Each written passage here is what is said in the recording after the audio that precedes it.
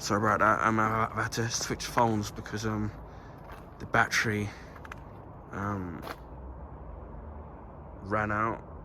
But yeah, as I was saying, Chris Evans was Captain America. I mean, he did it for a few films. I mean, he's not done it. He's not done it well. Same thing, Robert Downey Jr. So they've done it of their own accord, even though they were being paid well, enough to being paid well, but they didn't want to do it. They want to move on to other. They want to move on to other projects, and that's fair enough. So it's not the studio that's telling them no, we don't want you. But the problem I have, as before, I have with Fanboys is when, for me, they can't be objective because they're basically up the backside of that particular company. Now, I'm not saying that a person can't be a fan of a company. So, because that's what I'm a fan of: Xbox, PlayStation, Nintendo, DC, and Marvel. And I can like and enjoy them, but I can criticize them. Now, when you look on my channel, when I've done reviews of products or movies or TV shows, whatever it is, I've tried to be objective. Now, and with movies, I tell you the basic plot without spoiling it. I then tell you the pros about the movie, and I'll tell you about the cons of the movie, and I'll give you my overall thoughts about the movie or TV show, and then I'll tell you what I feel they could have done to improve it. Like, if you watch my unboxing review of X-Men Dark Phoenix, where I've told you the base plot of the movie, what I would have done, what didn't work, and what I would have done. So I try to be objective. Now, on my YouTube channel, right, I want people to sit there to feel like that I'm being honest, not that I'm bootlicking something just because I like a particular company.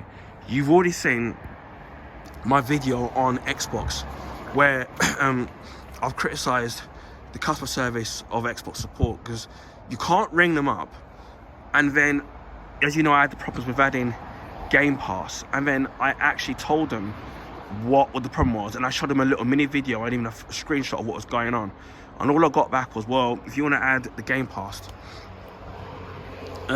just do it via browser, which, yeah, you can do, but the machine is designed for you to input a code if that's how you see fit that you want to be able to do. And again, you can't do that because it doesn't allow you to do that. Well, it's not allowing you to do that. And other people I've seen on Twitter have got the same or similar issues to what I have, and as far as I know, they haven't fixed it. I did a video with the FIFA 23 trial, where obviously you get a 10-hour trial of most of the FIFA 23, the Xbox Series X version, by the way, and then it wasn't validating that you had EA Play via Game Pass, and it wasn't working. I tried to contact EA Play a couple of times, never got through to them. Eventually I did, and then they said, you know what, yeah, we are aware of the problem, and we are working on it, so I'll keep an update on our social media to see where to fix the problem. I've got Game Pass back on, obviously, on my Series X, which I had to do via the browser. Downloaded FIFA 23 trial, which, by the way, I did play on PlayStation 5. I had 2 hours left before my EA Play ran out on that, but because they're two separate accounts, you can get it again. So I've got 9 hours on the Series X. Now it works again, so you can clearly tell that they were aware of the problem and then they fixed it. Now, as I said before, so that was a criticism of Game Pass. Now, I love Game Pass because you can play games like Forza, Halo, Gears of War, and at the time, obviously, I only got into Xbox a few years ago because my nephew bought me an Xbox One S and then eventually a Series X. And so for me, a lot of people who've been on the Xbox bandwagon have played the Gears of War, Halo, Forza games, and they're used to them, whereas for me, I'm just a kind of a newcomer. And now, because of these games can be expensive, and especially with the cost of this day and age, it's very trying to think of it. It's good to have that because I can play all those series of games on there. Although the only downside is that you don't own them. So I think, and then Game Pass, depending on whether you get a monthly one, 3 months, a year one, can be expensive. But if you know where to look, you can get the monthly ones cheap if you go on eBay. So for me, for someone who hasn't got a lot of money, Game Pass has been great. In that sense, I can try it again, and some new games get put on Game Pass. So, and ordinarily, some games may be on there are average as well. You maybe wouldn't go out and spend the money, or you can't afford the money to go and do it, but you can just play it on Game Pass. And so, Game Pass can be great there. But even I can admit, there are criticisms I've got of Game Pass where they get rid of some of the games on Game Pass after a while. I said it will say leaving soon, so they disappear. They don't stay on there, which for me is a disappointment. Some of the new games some of the games that have been added to Game Pass haven't been what I would like to call. They haven't been great. They haven't been what I like to call good. You know, you don't see a couple of some really good blockbuster games that you weren't expecting not to be on there. So that in some terms are a couple of disappointments with Game Pass. Similar thing with the PlayStation, where they did those 3 tiers, and in terms of what you get with the 3 tiers, great, but it's been quite expensive, and then they haven't it's very expensive, especially when you get the premium one, and to me, in terms of what they've been adding to it, hasn't been great. So there are pros and cons. But you can still love something. But then, like say it's PlayStation on Nintendo, and even with Nintendo, where on their online pass expansion and everything, they used to put like SNES games in there, Super Nintendo games and NES games in there monthly with an N64. But now they just seem to do it whenever they feel like it. And they haven't put anything on there for quite a while, which to me has been a bit, in my honest opinion, it's been a bit lazy. So, but at the same time, I can be objective and criticize, say, like Nintendo for what they've been doing with the online thing. And luckily someone's put them on their family membership, so you know, I suppose you can't really complain because you're not paying for it, but you can still be critical, you know, of people, or critical about it, even you know, like with people who have had to pay for it. But if I was paying for it, even I still would be criticizing it. So you can criticize it and think, you know what, I like what the service provides, but I don't like what that particular company is doing. Same thing when you saw my criticism I did with my pros and cons of Need for Speed Unbound, and there's people out there that absolutely love it, and I'm not going to sit there and just because I didn't like it, that other people out there shouldn't like it, because I didn't. But for me, it's what I felt that worked and what didn't. And then luckily, because there was a trial version of it, again, I didn't have to sit there and then have to pay for it. But if I had money to spend and you could buy an old game, you think, right, I'm going to buy that game, don't like it. Buy that game, I like it. And then you've got the money to waste. Then, you know, you can waste money, but I can't, especially with what's going on now, I can't afford to sit there to kind of do that. Again, maybe if the game was on Game, because I've already said my problems about Need for Speed Unbound, when I think, you know, with the race, how much money you get for the race, and it's tedious. And I think other racing games do things a lot better. But I was trying to be objective. My view isn't to go out to get a game or a movie or a TV series or a product or a company and then to criticize them and to be negative. Like, there's a lot of these right-wing YouTubers that always being negative because that's what gets them the hits and the views. I'm not like that. And I try not to do that. So even when I do my rant videos, it's more to do with what I think I don't think that something, you know, what a person is doing or what a company is doing. And then you hope to think that people agree with you or they've experienced these same problems. But I don't go out my way to do certain things like that on purpose, because I tried to find the positive and the good in everything. But I don't do something for the sake of doing something. But as I said, to what's going like even with the Marvel Phase 4, I don't think it's been that kind of great. And what I've noticed is that even when some of the Marvel movies have been forgettable or have been average, you don't see people or say like sites dwelling on it. They seem to just get on it and move on. But if it's like DC related, they tend to just keep going on about it, because what it is that Marvel have cemented their position with the superhero movies, quite rightfully so, because they've done it the right way and they find the right winning formula. And it's not so much a problem I have with the company, but it's more with the fanboys, and I said before, these websites that are just being biased and we're not being objective. And for me, if I'm going to watch a movie, especially if it's a movie or a video game that I don't necessarily play, and I'm thinking to myself, right, I want to check out, maybe I'm going to buy it because I've seen it cheap, or, you know, someone's going to buy it for my birthday or a Christmas present, or a movie, or whatever it is. You want to run down on whether the thing's is kind of half decent.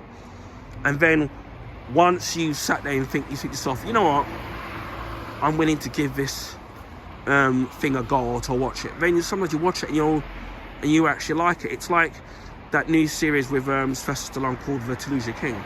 And I saw a trailer for it, and which is what a trailer is supposed to do. He's supposed to sell you the series. And also, you know what, this does look very interesting. And then emotion associate Sylvester Stallone with movies, not necessarily with TV shows, even though it's a bigger budget on Paramount Plus. But 5 episodes in so far, I'm really loving the show. And Sylvester Stallone is really great, and I'm loving the story. Sylvester Stallone and his character is really good, the story development, the other characters. I'm really enjoying the show, and I didn't think I would. Especially when you see what you've heard of it. Oh, he's going to do a TV show. Oh, maybe it's because the actor's not doing hardly big movies anymore, or not giving the big meaty movie roles anymore. And then I've actually watched it, and as for and the Toulouse King, I've actually really enjoyed the show. And then if I'd listened, especially if you got something that's completely new and fresh, I probably would, if I listened to other people, I wouldn't have given the show a chance. I would have said, oh, I just want them direct shows, I'm just going to leave, I'm not going to bother with it. You give something a chance, and you kind of watch it. But as I said, one of the things that I hate about fanboys in general is that they're not objective. Because they're so ingrained in loyalty to that particular company, they're not, it's like, well, they act more like sheep. Is that they don't think for themselves. So it's like having say me being a Tottenham supporter, and then my club's rival is Arsenal, or with in the Scottish League it's Celtic and Rangers. And then obviously, because the teams hate each other, they're not going to be objective. And then so you get all these fanboys they kind of believe that company can't do no wrong. And that's why, as I said before on my channel, not to say that it's 100% perfect, but I'm always going to sit there and try to be objective in the things that I do. And there's some YouTubers that I follow who not only are entertaining, but they're objective. They're not afraid to tell you what they really think. There's even been people, whether it's family members or even people say on YouTube, like where they say certain things and I don't agree with, and then you don't necessarily agree with the view in it, but they kind of explain why it is that they don't like a particular thing, and then they're also objective in why they don't kind of like it. So you can still respect someone's opinion even if you don't agree with the actual even if you don't agree with the actual video itself. So that's what kind of I find a complete pain, as I said before, right, with these fanboys, and especially with the Marvel ones. I think they're some of the worst, because as I said, I've collected comic books for over 40 years now, and they're a mixture of Marvel and DC comics. I've got most of the Marvel films and most of the DC films. The reason why I don't totally have them is simply because of the fact that when the movies come out on Blu-ray, they can be anything from about 15 quid when you buy them on Blu-ray. On 4K, obviously, you're going to be paying a lot more money. And I found that it's the same thing with any other normal Blu-ray film release. You spend £15 in it, and then in 6 months it drops down to a tenner, and then it can drop down even to £7, even to 5 quid. And then if you are willing to sit there and look on the second-hand market, you can get the Blu-ray films cheaper. Hence how a lot of the superhero films I've got really cheap. Like I got Full Ragnarok cheap at the time. I got X-Men Dark Phoenix cheap at the time. and I got these for most of them for less than £3. The Batman I don't own yet, although it's on Sky Premiere, but I do want the physical version of it. And obviously, what I'll do is we'll find somewhere, because I want this version of it, and there's a 2-disc limited edition version of the movie on Blu-ray. And with my Christmas money, I probably will try and get that somewhere. I think it's £10 now. So I will probably, whereas before it was £15. So I'll tend to get, that's what I'll do. So, for example, I've got most of the Marvel and DC movies. Some of them I've even have twice, because I've bought them as steelbooks when they've been in a sale. So I've got some of the movies twice. So what I do with the steelbooks is I just put them down and then seal them up in a plastic slip to protect them. And I think I've got a couple of Star Treks like that as well. Most of the Marvel animated series is from the 1960s to the 2000s. I've got all of them on DVD. And I remember when I was a kid watching the 60s. Obviously these were reruns, obviously, because I was born in the 60s. Watching the 60s Iron Man series, the Captain America 60 series, which I'm not going to sing because it had a distinctive tune. Hulk, which I think whatever ones there were, and Spider-Man as well. And obviously you got the Spider-Man Amazing Friends, the 80s Spider-Man, the 70s Spider-Man series. You get to the Fox. You got the Fox. The Fox Spider-Man animated series, which everybody remembers. The Fantastic Four 90s series, the Iron Man series. There was a couple of there's the Avengers the 1 and 2 animated movie. There was a Hulk one as well, I think an 80s one and the 90s one. So there's so many shows. And also there's the Fox X-Men animated series, which I've got seasons 1 to 5. So for me, as I said for you, I am a huge comic book fan. And then, as I said before, I've been collecting I've got so many comics over the past 40 years, and I've done the first video of my comic book collection. I've done a second video which I haven't uploaded yet. So you've seen the collection of videos I've got, and obviously they're not in order, because some of them are from recent, some of them are from, I've even got comics from about nearly 20 or 30 years old.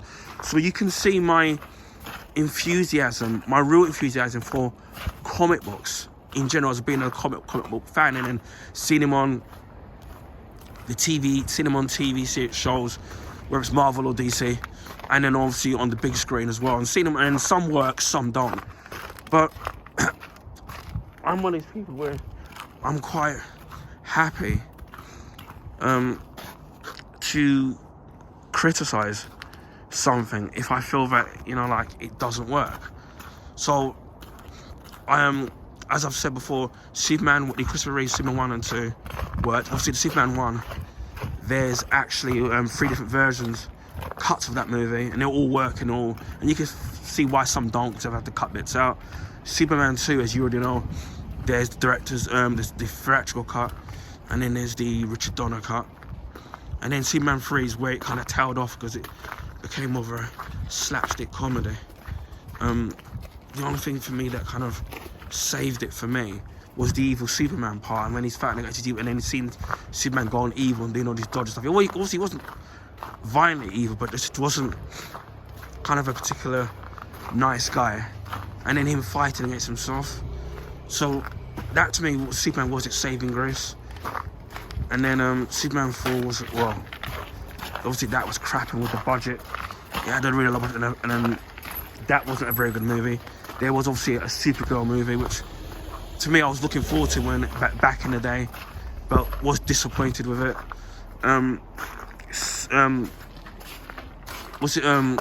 Superman Returns. First half of the movie is really great, and then I think the second half of the movie doesn't work as well as what it should have done, because I think it treads too much on the original, and they could have done so much more with Lex Luthor. They could have made him kind of the genius scientist that he actually was, and focus more on that. But then they didn't do that. They decided for him to go into real estate again, which was for me a bit of not a bit of a disappointment. And they didn't work on that. Man is still a great movie, but action-wise, they got that bit right. But the heart of Superman isn't kind of there. And then the problem is that with them not doing the individual characters, everybody knows who Batman and Superman is, for example, but they don't really kind of the other characters people don't really know, and they should have in the first place done the solo DC characters first, then done the Justice League movie, which you can tell that that's what James Gunn wants to do with the 10-year plan, way of doing it properly, which is what they should have done. But I don't agree with the way they've kind of ousted the other characters. So yeah, I can criticize something when it needs criticizing and do it the kind of right way. But when you see these fanboys where, like for example, where you people post, Black Panther 2 made more money than Black Adam, it's one up for me. That's kind of pathetic for me. To me, it's really stupid. To me, as a real comic book fan, and I keep saying this, you want all superhero films to be successful. I'm not one of these ones that's like, it's one up, that movie's made, I made $1 billion before you did, or I won an Oscar or an Emmy because it's a DC film that it won that I won that. Because to me, that's kind of ridiculous. To me, I just want all superhero films to do well, and when something isn't good, I'm just gonna sit and say, like, I didn't think the Thor film was kind of that great, right? I didn't think Morbius was that great, even like technically speaking, it was more Sony. But again, I can sit and say that, and I have tried to find positives about bits of the movie, whether it's special effects or, like for example, Morbius. I think when the special effects were in daylight, it worked. When it at night, it didn't, because it felt like it was so blurry, so you couldn't make out what was going on in the action set pieces.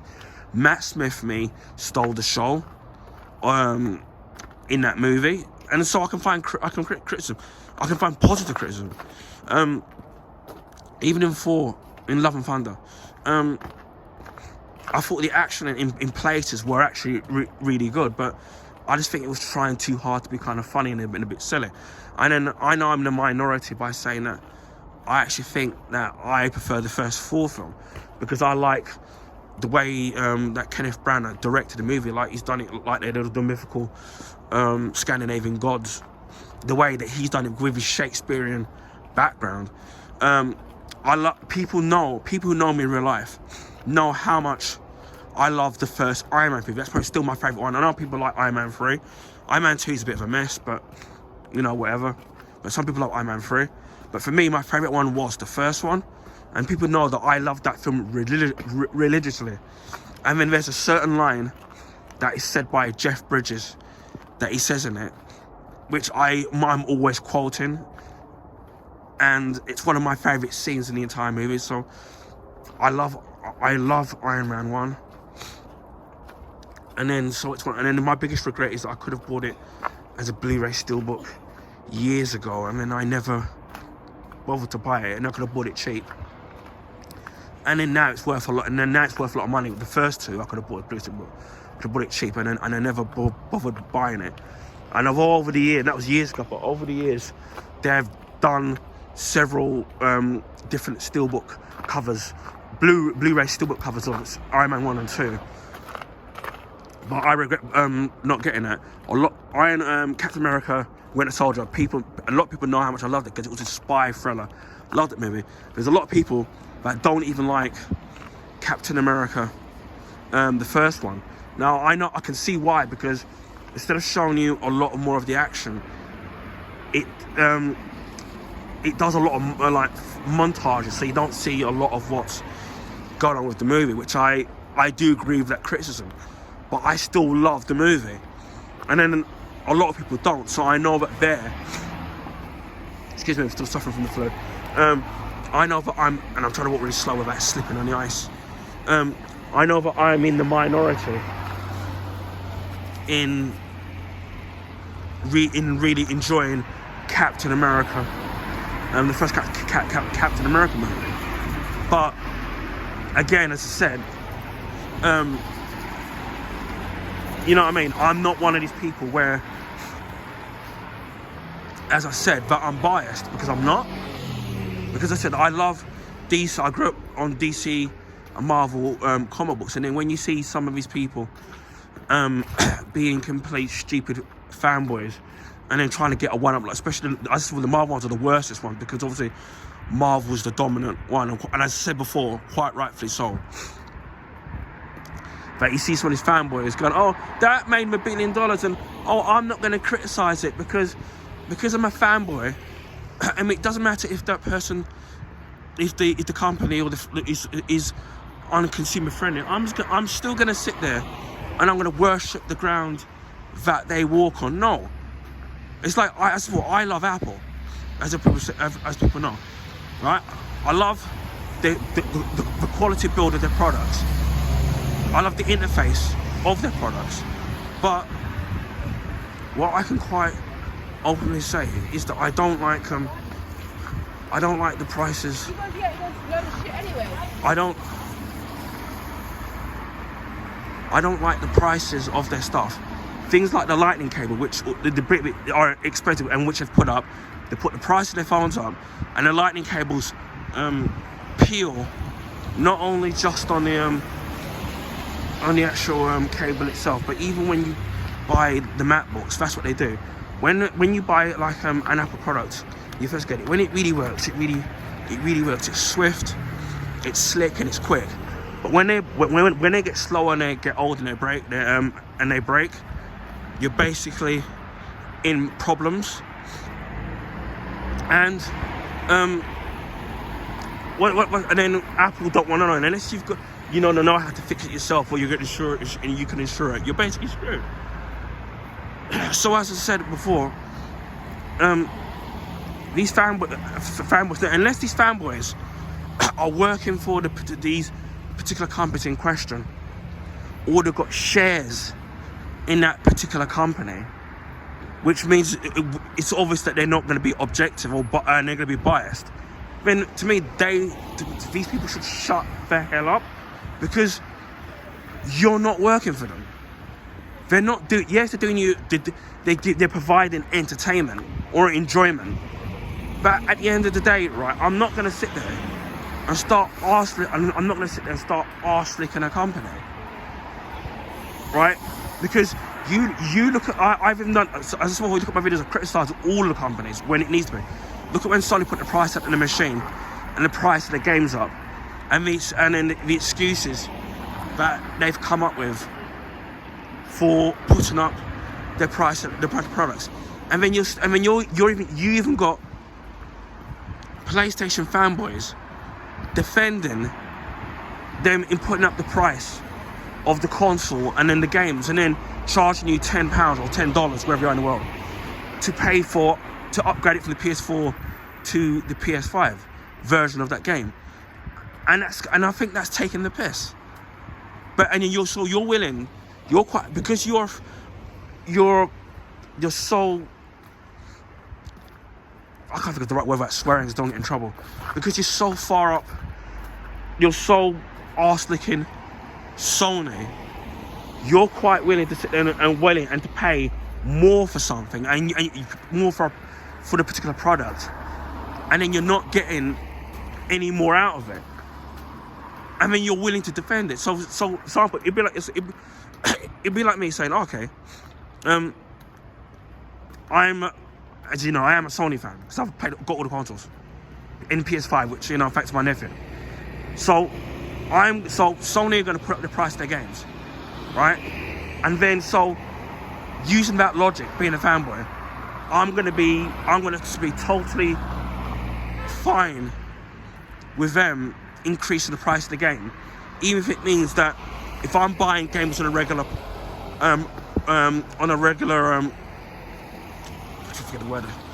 I'm buying games regularly a month, I'll quite happily sit there and take the L in having less money in my pocket, because I worship the ground that Sony walk on. So I'll quite happily have less money in my account paying for that game.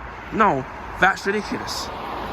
And then why some of these people are willing to worship companies when they don't know you, and then they don't owe you anything.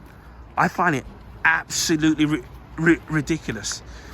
Now, you do get some people who attack companies for no apparent reason, for stupid reasons, and they just do it for the sake of it. Like, as before, you get right-wing YouTubers or these clickbait websites that go out of their way to create clickbait articles just to sit there to get views to make money, and so like comic book Marvel is one of the worstest ones when they go 5 things that work, one thing that didn't work, and they keep doing all the top 10 rated things from worst to better, and they keep doing that when they've basically got nothing to post about.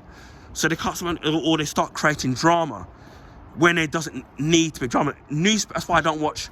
That's why I don't watch the news anymore, because a lot of these news stations create drama and tension and hate and fear when there doesn't need to be, and all it does is it makes people hateful and willing to do stupid things. Same thing. The reason why I don't read newspapers anymore, because again, you see all the hateful bile that these newspapers put out, and then they're quite willing, and then they don't realise that media, and even social media, the words that you put out can be a very powerful tool. And then when you sit there and you say kind of negative, hateful stuff, it turns people hateful and negative and horror into horrible people. And words can have that effect and that influence on people. So that's why, as I said, I'm not a fan of. That's why I said, for me, I'm always going to be objective. Now, I've said it on certain forums where I've actually admitted that, that on certain sites, even with, say, like Superman and even the Flash, I've admitted that I am a little bit biased with those characters, because I love those characters. But when I've done stuff that is to do with those characters, I've even admitted and said, you know what, I am probably going to love this stuff and have a little bit more affiliation with those characters because I grew up in them and I love those characters. And then I've said it from day one. So what you see from me is what you get. So to try to wrap up with what's going on, what I try to do with my YouTube channel, and I'm not saying I'm always going to be 100% perfect, is I always try to be 100. I always try to be objective. Now, I'm never always going to get it 100%, but that's what I strive to do. And what you will get from me on my YouTube channel is you're not going to sit there, and even if it's companies, franchises, and people that I like, you're not going to sit there and see me sucking up to these companies, because I'm not sponsored by anyone, because my YouTube stuff I'm not monetizing and shit. And even if I was, I still wouldn't do it. But what you'll get from me is that you're not going to sit there and see me sucking up to these companies and franchises. You're not going to sit there and see me criticizing a company or a franchise for the sake, just doing it for the sake of just doing it because you're a fanboy. And as I said before, if I'm going to sit there and hate is kind of a powerful word, I'm not a fan of fanboys, and I never ever will be, because again, the problem is with people like that in any genre or any company is they're never going to be objective. They're always going to jump onto things that are popular or things that they like. They're always going to sit there and hate the rivalry with that particular set of people. So whether you have Star Wars or Star Trek, or whether it's DC or Marvel, you're going to get that, because obviously you get a lot of the Marvel fans that are we'll see, a lot of them didn't even read the comic, but just jump on the bandwagon when it becomes popular, and then they're looking at it going, DC screwed up again, oh I love that, oh they're crap, look how much money they didn't make, and then they're just sitting there. And that's, if you're somebody that loves superheroes, comic book movies, sci-fi, fantasy, comic book fan, that's not what a real fan does. And especially when we've been through an age of the pandemic and we're still going through it, we've always needed a sense of enjoyment and entertainment to take us from that reality. How many of us wish we could swim through water like Aquaman, or climb walls like Spider-Man, or have adamantium claws like Wolverine, or could run as fast as the Flash, or could have X-ray vision or fly like Superman? I mean, all of us have dreamed of, as kids, wanting to be a superhero. And to me, that's what these TV shows and movies and video games and books and cartoons are all about. It's all about that sense of enjoyment. And these people that want things to fail, or think that suck up the cup of it is going to get them free stuff, or it makes them popular, to me, people like that are absolutely pathetic. As I said before, life is too short. And what people, and then, because I remember a day when there wasn't, there weren't a lot of TV, there pretty much wasn't a lot of superhero TV shows or movies about, even wearing superhero merchandise like jumpers and t-shirts. And now it's all popular now, and then you were made fun of being a nerd for loving superhero stuff. And I remember a time when I used to wear a lot of t-shirts and super stuff, and I was considered in being a nerd. And then now it's popular. It's the popular thing to do now, because everybody loves the superhero sci-fi genre now, and then even like Star Trek and stuff like that. And it wasn't popular before, but now it is popular to love these shows. And we all take for granted how many superhero movies that are available to watch, or superhero TV shows that are available to watch as well. And we take it all for granted, and we forget the biggest and most important thing, and that is about entertainment and enjoying these things that we have in life. Because once they're gone, and you don't appreciate things when they're gone. Same thing with human life. So yeah, fanboys get a big fat no in my book. I can't stand them, whether it's DC, whether or not they're Marvel fanboys, DC comic fanboys, Nintendo fanboys, PlayStation fanboys, Xbox fanboys, whatever fanboys are. Not a fan of any of them. Just sit there and enjoy enjoy all of it. What you have. So yeah, that's my rant out.